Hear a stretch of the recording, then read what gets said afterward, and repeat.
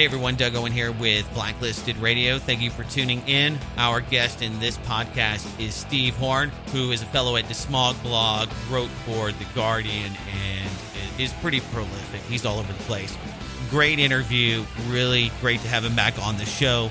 We talk about Stratfor and the privatized intelligence agencies working with the U.S. government, DEA, CIA, Goldman Sachs, as well as revolutionaries heavily involved in regime change around the world and profiting from it. We also talk about faux green solutions. We talk a little bit about climate change, but more so about the pipeline infrastructure. A lot of geopolitics right here in the United States of America. Steve brings a lot of information about what's happening with the Keystone XL pipeline. We talk about that. And we talk about eminent domain and how that's being used against individuals. So we touch on a lot of topics. We talk about Anonymous. We talk about Barret Brown, the case going on there, the NATO 3, who else? We talk about how all of these different groups are compromised. Really great, fun interview. Steve does a bang-up job. You can find his articles all over the internet. So I hope you enjoy it. Thanks. And with that, we'll turn to our guest, Steve Horn. He's a fellow at DeSmog Blog, as well as a writer for The Guardian, one of my favorite websites, whowhatwhy.com, Russ Baker's website. And some of the stuff we'll talk about tonight may tie into some of the articles that he's recently posted.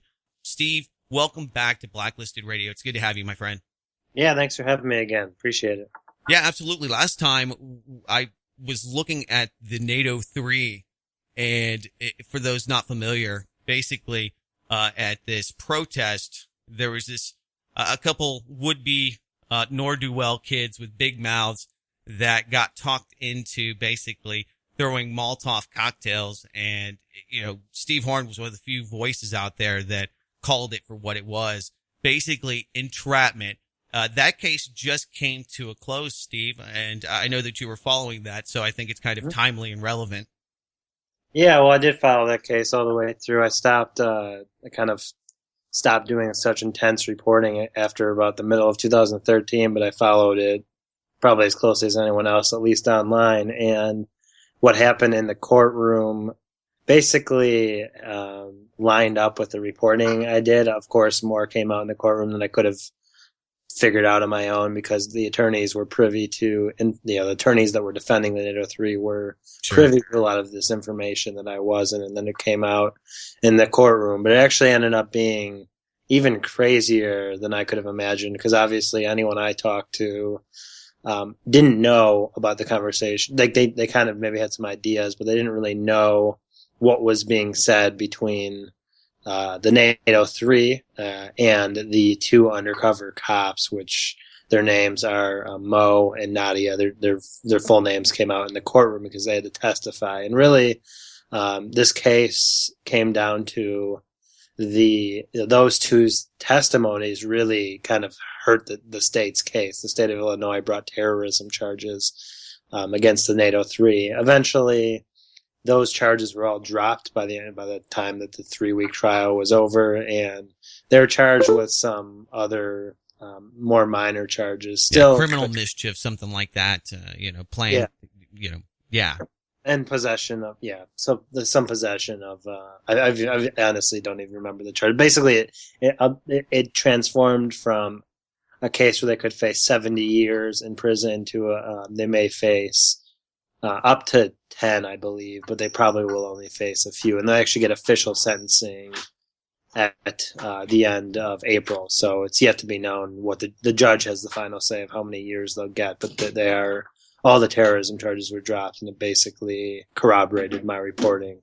Well, yeah, and they basically created a narrative to make these guys look like they were terrorists, to create this, I think, a lot of fear at the time of Occupy. They kind of attached it to the Occupy movement to kind of make it seem dangerous and, for lack of a better term, just to kind of radicalize the viewpoint in the mainstream media, the way I saw it, because from the talking points and the way that it was couched on most of the news shows, because that was happening simultaneously. So that was, it was really, I think, a great demonstration of how something can get so politicized and the state just creates this fiction to justify what they're doing. And of course, these bloated budgets where they have these guys, basically, working cases, trying to find terrorists where they're not. That's what we should really take away from it. So, with that, I think it's, very telling. We have another case that links to, what we want to talk about tonight, and that is the privatized intelligence business, namely, Stratfor, but Barret Brown. He was charged with trying to overthrow the government, and I mean, just a concoction of different charges that, in some of which it's very serious. He still faces for leaking a link in a chat room to emails for this said private company, Stratfor. So that case is coming to a close, and I'm sure you have some thoughts on it. It's not one of the talking points, but as far as, independent journalists like yourself and people that are trying to bring the truth and transparency to what's happening in the the government sectors of the military industrial complex, the Pentagon and all of these other branches of the military that are kind of operating domestically with the FBI and creating these boogeymen. So thoughts on Barret Brown, where he stands, and maybe how that affects journalism moving forward, or maybe something that you speak to as a journalist? Yeah, well, Barret Brown's case is a lot like the NATO 3s in a different way. Both cases, the most serious charges were dropped. Barret Brown still faces some charges, but the ones that would have seen him go to jail for 105 years are no longer there. And I think that speaks to a larger trend, is that the point of bringing these super serious charges, it has sort of a domestic psyops or psychological operations impact, where the state brings really heavy charges. They flash, all the corporate media flashes these scary headlines, and a lot of the public, they're made to be boogeymen, whether it's Barret Brown, whether it's Jeremy Hammond, whether it's the NATO 3, you could list them off. They're turned into kind of the U.S. version of political prisoners. One side sees them that way, but on the other side, they're portrayed as, terrorists or scoundrels. And I think that's the purpose. And eventually the most serious charges end up being dropped, even in the case of Jeremy Hammond.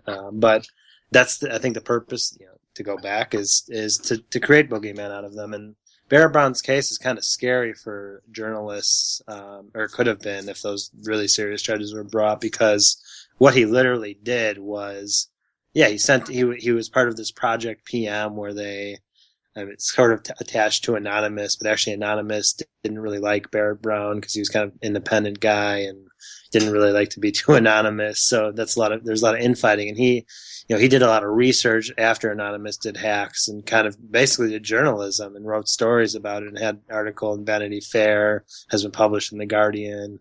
So did serious journalistic work. And what he did is, before the Stratfor came, the ones that I've used for stories, before they were put up on WikiLeaks, they were just emails that were on some server that Anonymous had, but they weren't public yet. And he passed along a link, and then after that, all hell broke loose, and he kind of knew the FBI was watching him. And then there's other charges attached based on a YouTube video that he made where he kind of threatened an FBI agent. I think that's actually the charges that he has now is from that YouTube video he made. Otherwise, he might be off the hook completely, or maybe he wouldn't be. But anyway, it's basically, long story short, is that just one more time to repeat, this is all about psychological operations at the beginning and not about serious legal charges. So it's social versus legal. And I think that legal just serves a social purpose for the state, which is joined at the hip with corporate power when you see entities like Stratfor as one example, or you could say from the military level, a company like Blackwater. Yeah, well, absolutely. And it really extends even into the banking sector. So let's talk about regime change. A lot of focus on what's happening in Ukraine with this well, depending on who you ask, if you side with Russia's version of events, we have an international obligation to I don't know, stay with our friends and our allies in the Ukraine, and they're on their way to being part of NATO. And if you see it from the Russian perspective, this is a coup d'état. But what happens is we have these political activists that kind of sweep the world, and one of which is Popovic. You wrote this article for The Nation of Change alongside Carl Gibson, who is behind regime change, revolution business, NGO supported by Wall Street and U.S. intelligence. And I only bring up Ukraine because it's timely, and we know that non-governmental organizations spent upwards of $5 billion working with companies like Chevron that have already received new contracts with the new government that is currently occupying the castle there in the Ukraine.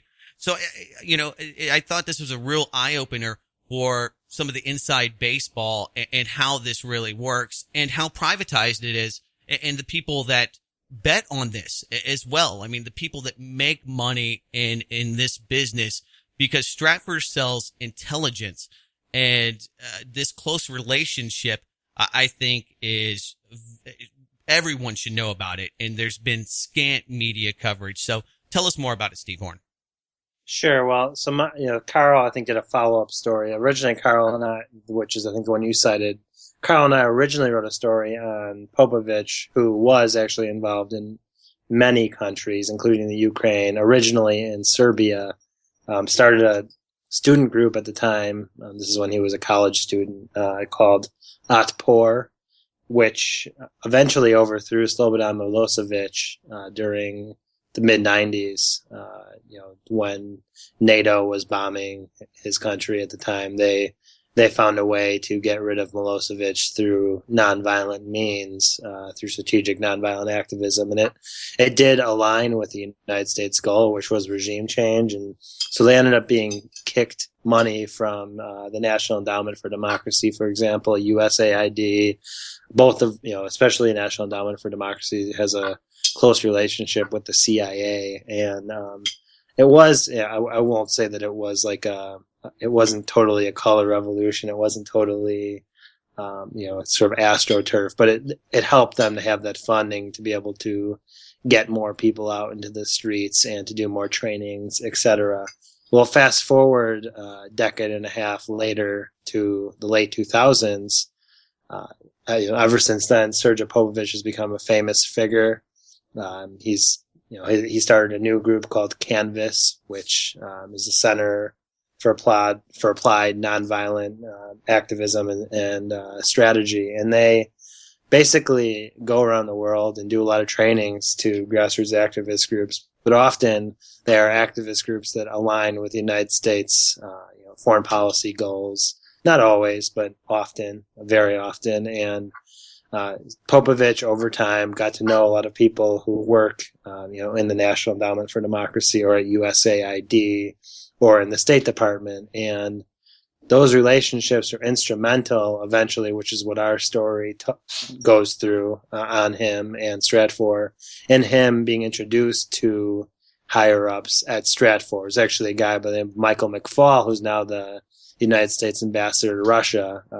Srdja Popovic became close with him, and over the years got an introduction through McFaul to Stratfor. And so, interestingly, our story did show that for a period of time, Srdja Popovic did some consulting with Stratfor, and also got his wife a job, or his eventual wife. At the time they were just dating, but of his eventual wife a job at Stratfor. So he was, basically, family ties at Stratfor, and he was also consulting with them. And of course, it goes back to nonviolent activism. I think at its core can be used, for good. It can, like Occupy was for the interests of, I guess, the people in the United States to make the country more democratic. But also, you can train activists to overthrow a regime that you just don't like. So that it's not it's kind of it's sort of a neutral thing, but it can also be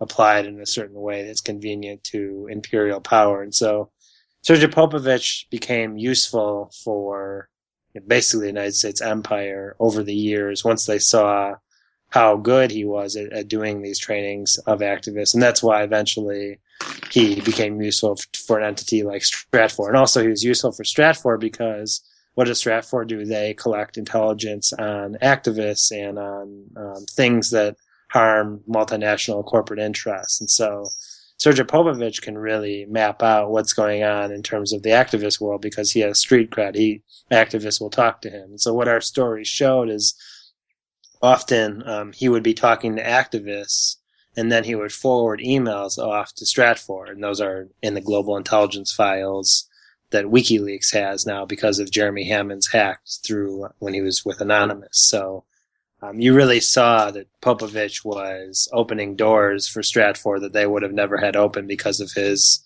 legendary activist status. But what our story shows is that paints kind of a different picture of who Popovic has been for all these years. I think a lot of people are naive that he is just nonviolent activist hero as kind of portrayed in the movie How to Start a Revolution and other documentaries that have made about him that shine a more positive light. But I think the picture is much more complicated with Popovic, and that's what our story shows.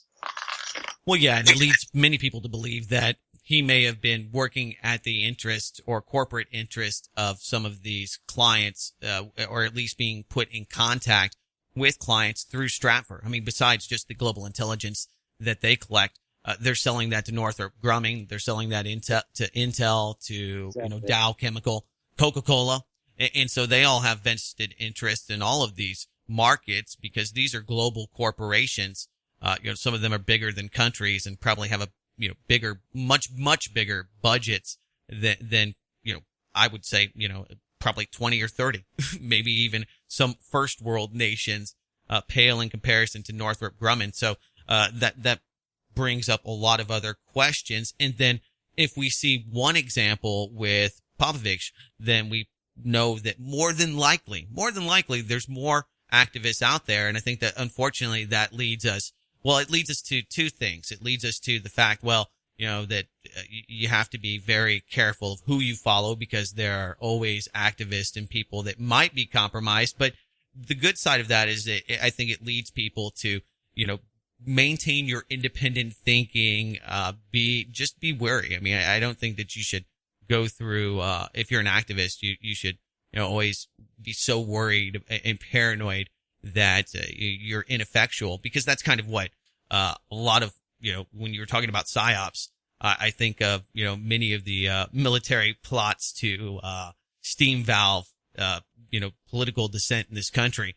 And that's what, stories like this unfortunately do. But I think it's also a great cautionary tale and shows how these corporate entities all work together. It's really one, corporatocracy, if you will.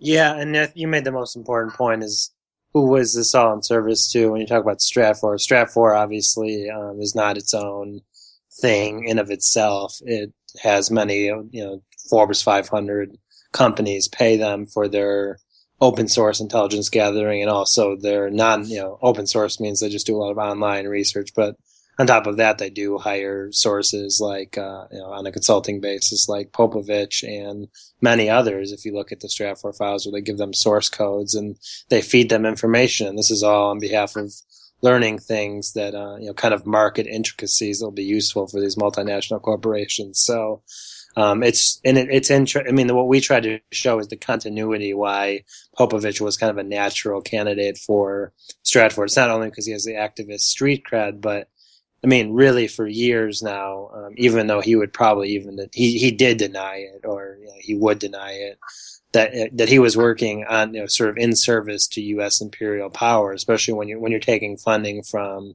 the National Endowment for Democracy, for example, that has strings attached. That the United States foreign policy, which it's an imperial power, is based on. No, Steve, don't say so. That's very unnice of you. Yeah. So that has a certain mission, a certain goal, and he even though he would deny it. Oftentimes, not every single training he did, but many activist trainings he did around the world through Canvas was in service to U.S. power. So it would make sense, because U.S. power is so in line with multinational corporate interests, that he would become someone who would, become a consultant for Stratfor. And I think a lot of activists weren't really happy about hearing that, because a lot of people idolized him. But I think over time, if they actually read the article and kind of thought about things a little bit more critically, it wasn't. I think that it kind of makes sense that it would be this way. Well, absolutely. And, there's a really interesting piece at whowhatwhy.com. And here's the headline. Stratfor memos reveal U.S. plan to assassinate Mexican narco-terrorist El Chapo. And now they have El Chapo, or the guy that looks like El Chapo. I'm not sure really what's going on with that. Or maybe he's not alive. Maybe he was already dead. I don't know if you heard about this, Steve, but they killed another one of those narco terrorists just last week, and he's been killed, I think, 2 or 3 times. So it's kind of hard to keep up with them. Some people think that he's been dead since like 2010 or something, right? I think it's yeah. Who knows? Yeah, there's always those rumors that there's multiple of these guys, and it would only make sense. I mean, if you're the head of one of the biggest drug cartels in South America, you would think that you'd have a couple decoys. You would have some kind of, I don't know, some kind of diversion. I mean, maybe not the most high tech, but you'd have a couple different guys riding in different cars just so that, because in that kind of world, there's a lot of assassination. So, I'm just using a little common sense, and the fact that the media has reported over and over again they've killed them. Obviously the Mexican government, Interpol, the international police organization, have not the clue. But I thought it was even more telling that rather than apprehending Mr. El Chapo, they actually planned on killing him and they planned on assassinating them. So this probably didn't get nearly as much play in the media as many other stories about stuff that was leaked from Stratfor, but I mean, it just tells you that these guys are in the loop.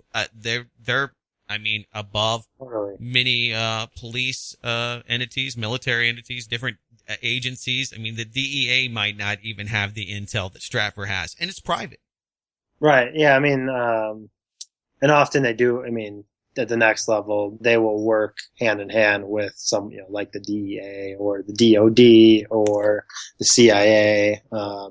Or other governments around the world. So they're just sort of, it's a completely unaccountable entity. It's not like you can do a Freedom of Information Act request and find out what they're doing. The only way that people were able to find out what they were up to was from this hack, which eventually landed those 5.5 million emails that are the global intelligence files. But yeah, they're a powerful entity. They've been around actually for a lot longer than I think most people realize, since the mid 90s actually, where they're actually originally based at Louisiana State University they're originally called the Center for Geopolitical Studies. The George Friedman, the founder of Stratfor and chairman of Stratfor, he used to be an academic, so he was at LSU. So even back then, they were working with the DOD and helping map things out. So this is, they've been around now for 2 decades, and really, I don't think anyone would have even known who they were had it not been for this huge hack of those emails. But yeah, the emails are just such a treasure trove of information. I still think that there are lots of stories to be told from them, and I think that they'll just keep coming out over time. Yeah, as people have time, and I think it's great wealth and it's a resource. I looked into some of the guys there. I think the current CEO, Shea Morenz, this guy was a 10-year Goldman Sachs banker and a New York Yankee and a quarterback for the University of Texas. Not a schlub. No, yeah, Shea Morenz is, it's interesting because Shea Morenz was basically brought on to create what I still don't know if it was actually created, and I have a feeling that it wasn't because of the hack, but he was working very hard, the Stratfor email show, to create something called StratCap, which would have created basically one arm of Stratfor would have been a global hedge fund. Now, obviously, the Goldman Sachs guy knows that business well. George Friedman, of course, has the academic geopolitical background, so he was going to keep doing that. And Shane Morenz is brought on to really monetize Stratfor services in a big time way. And I think, unfortunately for them, but probably fortunately for us, those emails really killed off that plan, because a lot of their plans were now made public. And then I guess it's not as, a lot of the value of a hedge fund is keeping your plans secret, but the emails kind of show everything that they were planning up until when the hack happened, which was in December of 2011. So yeah, Shane Morenz is an incredible story, just the way, like you said, but it's really telling that they did bring on a guy who works for a multinational bank like Goldman Sachs. And I think it's fascinating. They're trying to create that hedge fund and really capitalize on the intelligence that they gather around the world.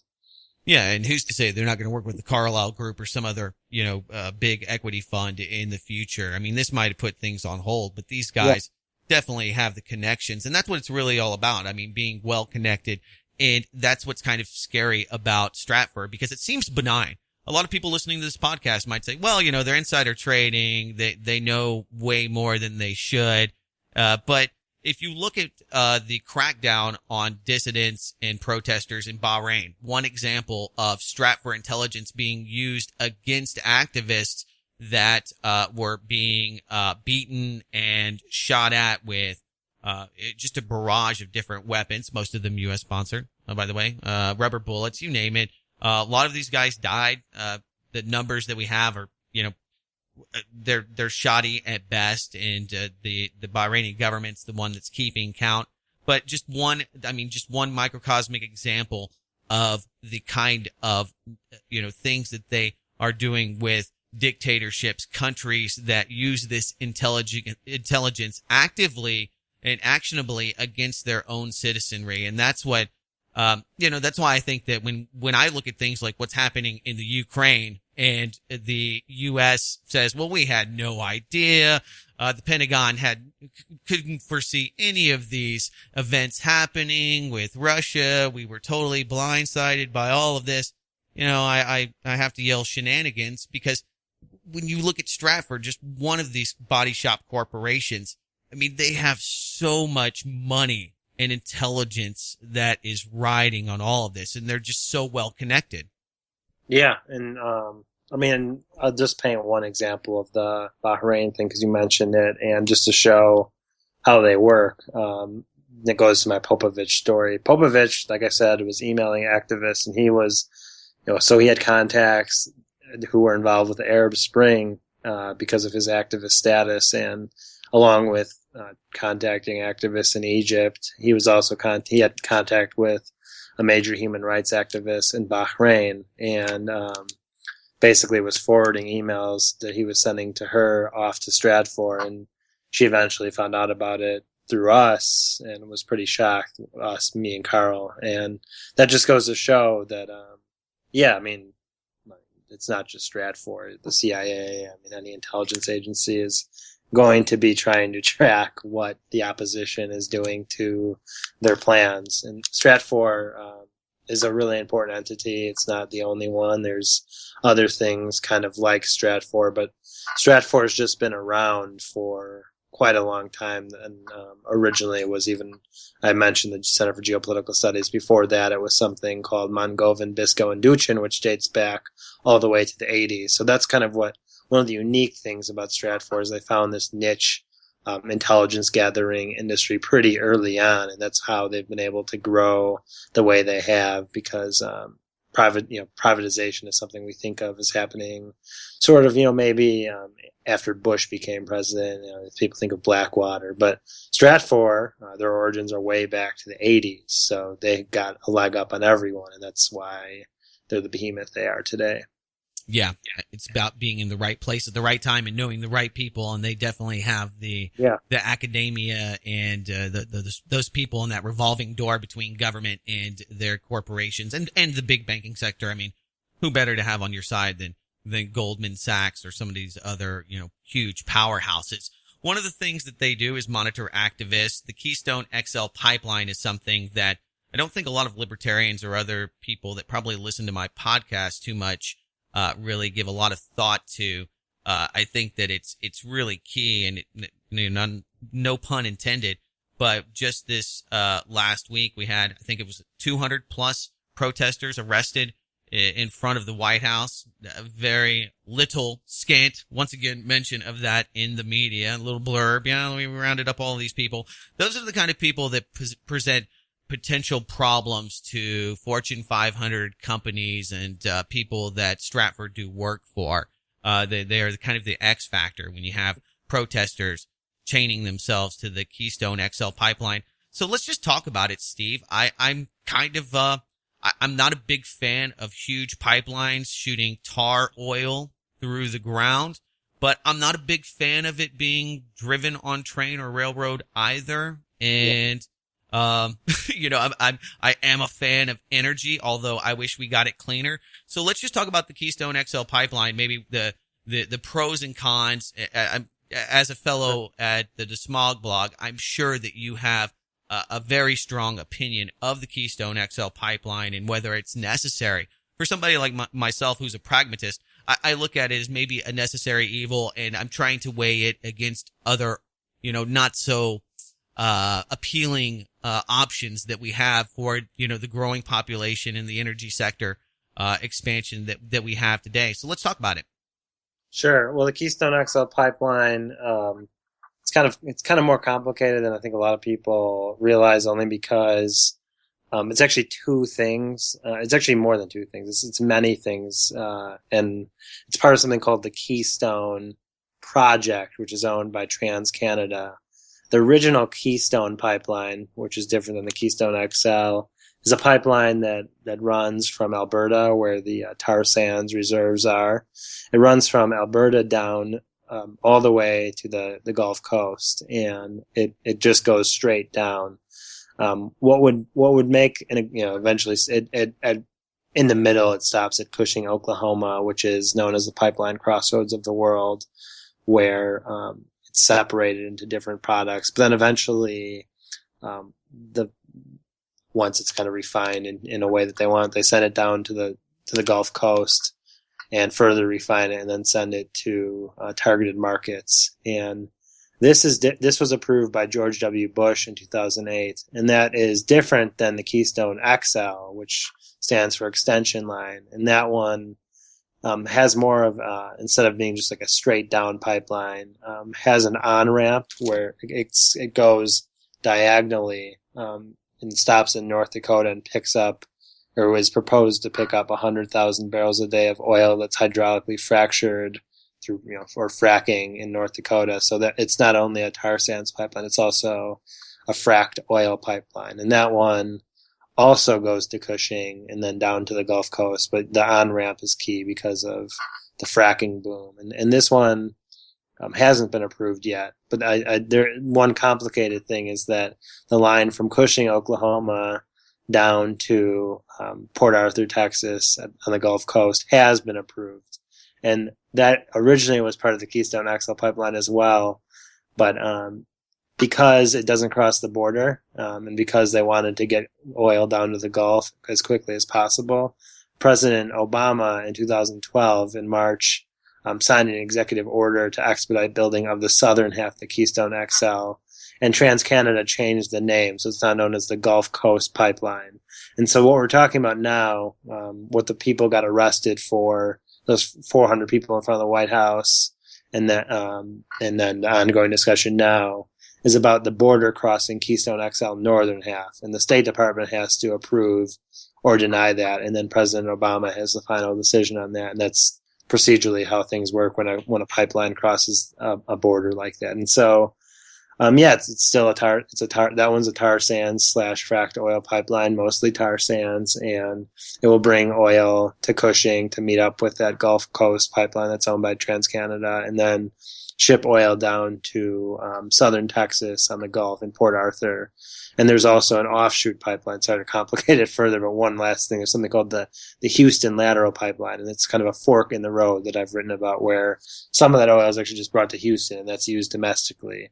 The stuff that's going to go down to Port Arthur, Texas, which is on the Gulf Coast, that's mostly for export. So it's going to go to Europe or Asia, whoever will pay the highest price for it. And so predominantly the Keystone XL/Keystone is an export pipeline, but not completely because of the Houston lateral and maybe some other places where it will be dropped off along the way. And that's, I think, what a lot of people don't understand. I think a lot of people think that it will lower gas prices in America and provide Americans energy. It's not really. It's a pipeline that mostly goes through America to export markets, with some exceptions.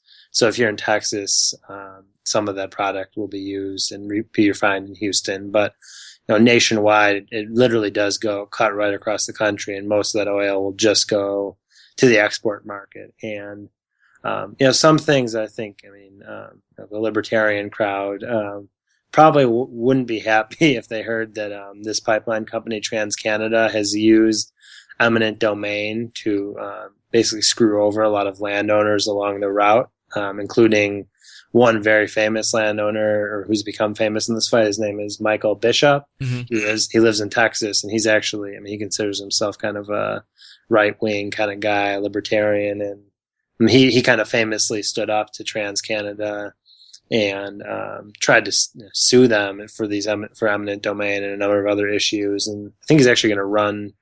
I think he said he's going to run for governor in Texas, a third party. So that's something to watch out for. But in general, this has happened to a lot of landowners where they're not usually. It's not really a typical environmental lefty crowd, especially in Texas. A lot of people that are just unhappy that the eminent domain is being used against them to cut through their land or to cut under their land, sometimes their farmland or their ranch land, sure, etc. So, that's part of the discussion. I think that the broader part of the discussion is just, what kind of water impacts will this have?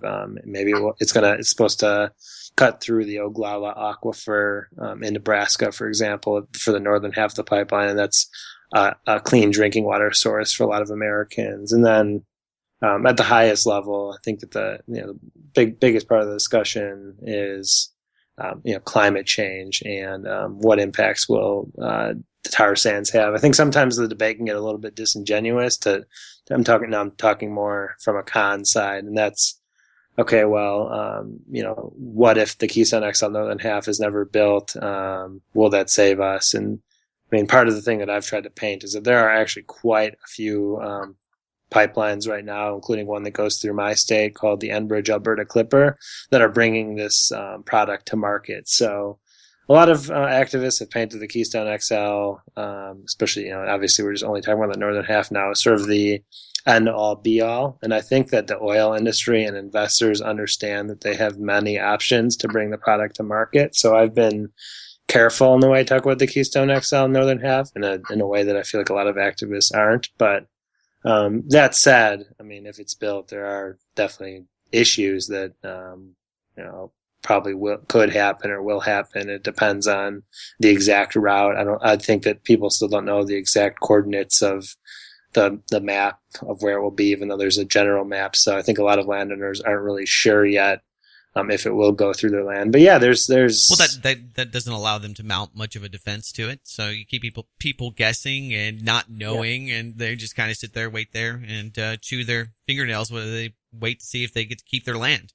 Right, exactly. And I think people who think that they may be around the route are upset and scared. But there's this famous. I say famous. It's only famous among like a tiny amount of people who follow this closely. But there's this guy named Thomas Bachand who's been doing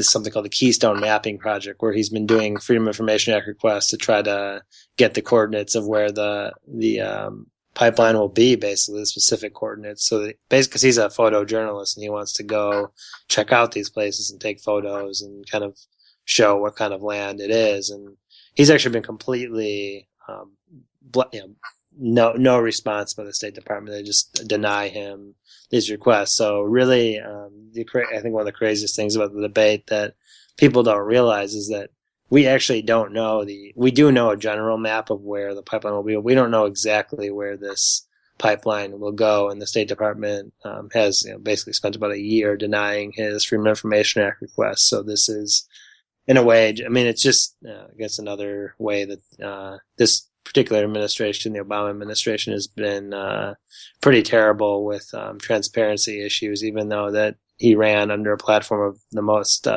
transparent administration ever when he ran for president in 2008. So, it's got to be pretty. I think there's a lot of people that are sour grapes. There's a lot of people that realize that they bought into a lot of BS, and you see it in a lot of these people that were really hoping and putting all, you were talking about activists earlier, putting all their eggs in one basket, and they were really hoping that this would be change that they could believe in. And then when you look at him and the fact that he's taken tons of money from big oil. There's a lot of people that are activists, people that are, I think would usually identify as Democrats or left leaning that, were, sorely shocked in all of this, because I don't know, where we can distinguish the Bush doctrine to the Obama doctrine. When you look at the neocons as people that are still running the State Department, pretty much the same exact people. So, other than just kind of the facade and the decorations in the White House, not a lot of change. And I think that that's why, a lot of people, especially mentioning libertarians, they look at people like Al Gore that, attach themselves to climate change. They become the archetype or activist, and when they tell you, well, there's not going to be snow anymore in 2013, you're like, well, you're crazy, Al Gore. And then people try to, throw lots of science and, I think real issues into how disingenuous somebody like Al Gore may be. Race baiting by, Reverend Jesse Jackson and Al Sharpton. There's plenty of these people that, really do, I think, do everyone a huge disservice, because they profit off of doom and they profit off of tragedy. And you see a lot of those people, I think, especially in the climate debate. And I myself am not really that compelled by the temperature. When I look at what we're doing to the earth, when I look at fracking, here's one example. Okay, just this week, U.S. Geological Survey calls Oklahoma quake the largest human-induced earthquake on record. And you would think that that would be an earth-changing story. Okay, we're creating freaking earthquakes. Throw climate science out the window. We're allowing companies to create earthquakes. Can we not find better energy sources? Can we not, reinvest? That's one of the things, I guess, while I'm grinding gears here, I look at how much money the U.S. government's willing to throw to Ukraine. Here's $5 billion. Where's that money for education? Where's that money for all of these other domestic issues? If you could just throw billions of dollars at different causes, and if they really did care so much about climate change, as much as they like to beat that drum, you would think that they would spend billions upon billions of dollars, trying to subsidize green energy or, some other central government idea to try to, push us into a better position. So any thoughts on that? As far as, the climate science, I know that, I have some thoughts. Yeah. Well, I think what you said, a lot of things you said are pretty much right on. Unfortunately, Al Gore and several others I do believe that climate change is a huge problem. I don't believe that the solutions that people like Al Gore or many other elites, such as Sir Richard Branson, for example, or there's a whole host of Bill Gates, many other sort of green capitalist types. The solutions that they say exist for climate change would only make the problem worse. And so that's kind of an issue onto itself. In terms of, and I could, that could be a whole different interview topic, and there's been movies made about it. We'll do it. Yeah, we'll do it sometime. And I think that it's definitely an important topic. And, I'll give an example. I think that there's a chapter in the book Washington Babylon. It was actually written in the mid '90s by Alexander Cockburn and Ken Silverstein.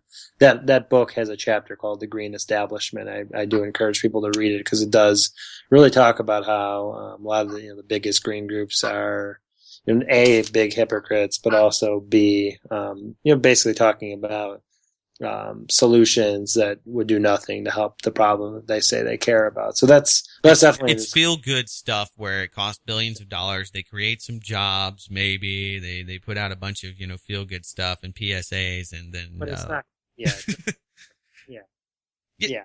As an activist or as somebody that does believe in climate change, I'm pretty agnostic, but I do believe that there's a compelling or overwhelming amount of science, and for myself, I believe that a cleaner, better environment is something for a multitude, a multiverse of reasons that we should try to move towards. I think that when I look at some of the really cool technology we have today, I ask myself, why are we still sucking, brown goo out of the ground to, make everything? I understand, gas and plastics. I mean, that's where I think a lot of people do have a complete disconnect because they think about gasoline and just cars, but they don't realize all of the other products, all of the stuff that we have that's made from oil and petroleum.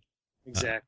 Yeah, I mean, I think that's a big issue that a lot of people, yeah, I agree. People only talk about energy production as something that's used in cars or in airplanes or transportation, etc., or to heat our homes. So people don't realize that's just one piece of things, because these are petrochemical products. So that's how you have to think about it. You have to think about it the way that they think about it. But yeah, I mean, so we shouldn't buy climate bonds.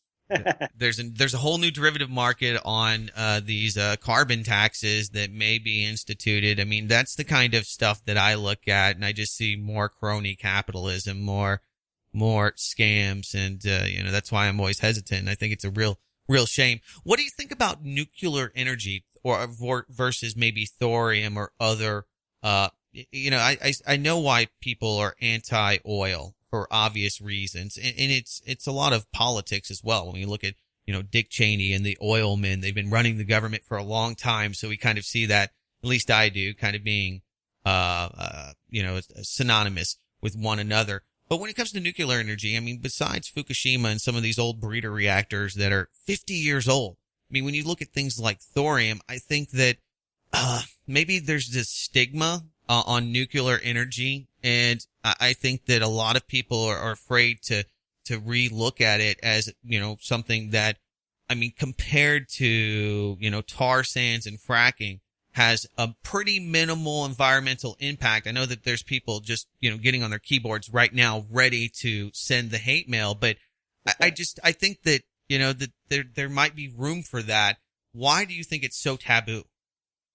Well, yeah, I mean, it's taboo for a number of reasons. Fukushima obviously takes the cake right now, and but I think that it has its own history of tragedies, and it's hard to overlook those in the places where they've happened.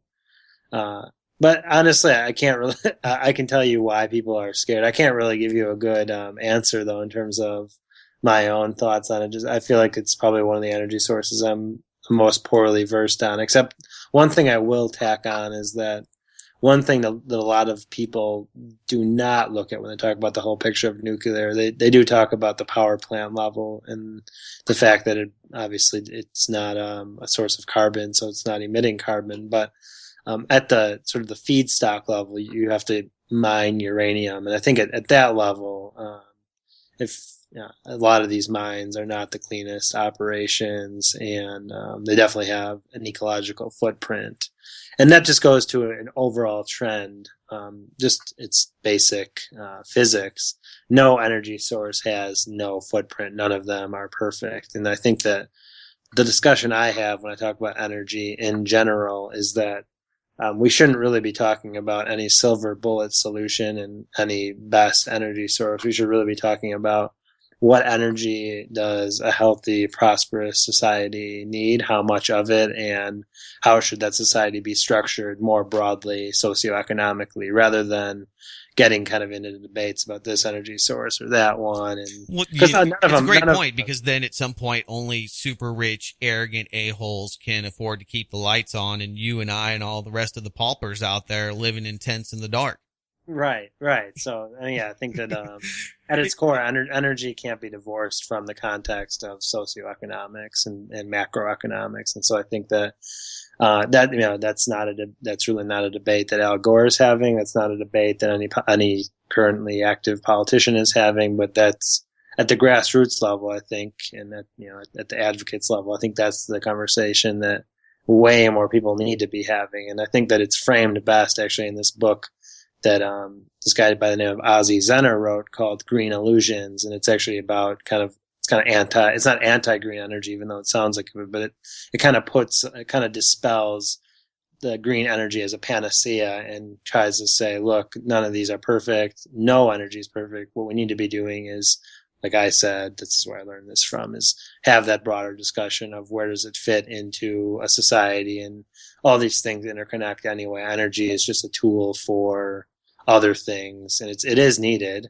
So we shouldn't pretend it's not, but we should really have the conversation of what's needed and how should our societies be structured, how should our neighborhoods be structured, etc.